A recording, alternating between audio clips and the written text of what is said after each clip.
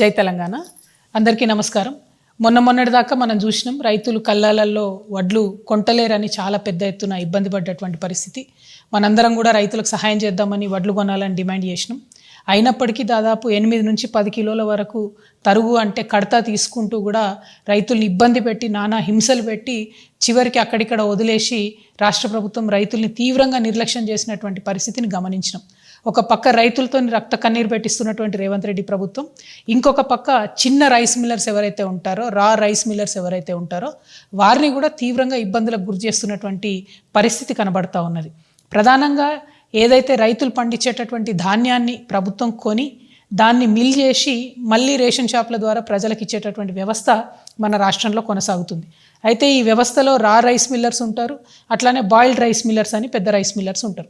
ఈ boiled rice millers అనేటోళ్ళు ఒక్కొక్క జిల్లాలో పెద్ద ఎత్తున రైస్ మిల్స్ పెట్టుకొని 100 కోట్ల రూపాయలతోని వ్యాపారం చేసేటటువంటి బడా వ్యాపారవేత్తలు ఉంటారు. వీళ్ళు సంవత్సరం పొడవునా కూడా అన్ని సీజన్స్లో కూడా వడ్లు కొంటూ ఉంటారు, వ్యాపారం చేస్తూ ఉంటారు. ఇప్పుడున్నటువంటి రేవంత్ రెడ్డి గారి ప్రభుత్వం ఈ పెద్ద రైస్ మిల్లర్స్ ఎవరైతే ఉంటారో, 100 కోట్లలో వ్యాపారం చేసేటటువంటి రైస్ మిల్లర్స్ ఎవరైతే ఉంటారో వారు ప్రభుత్వానికి దాదాపుగా 4,000 కోట్ల రూపాయలు బాకీ ఉన్నా కూడా వారి వైపు వెళ్ళడం లేదు, వారిని అడగడం లేదు.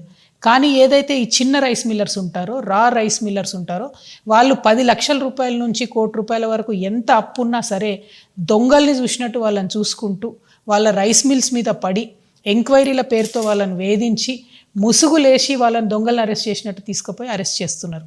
అట్లా అరెస్ట్ చేస్తే చిన్న రైస్ మిల్లర్లు బాధపడి ఇబ్బంది పడి కరీంనగర్లో పాపం ఒక ఆడబిడ్డ సూసైడ్ కూడా చేసుకోవడం జరిగింది.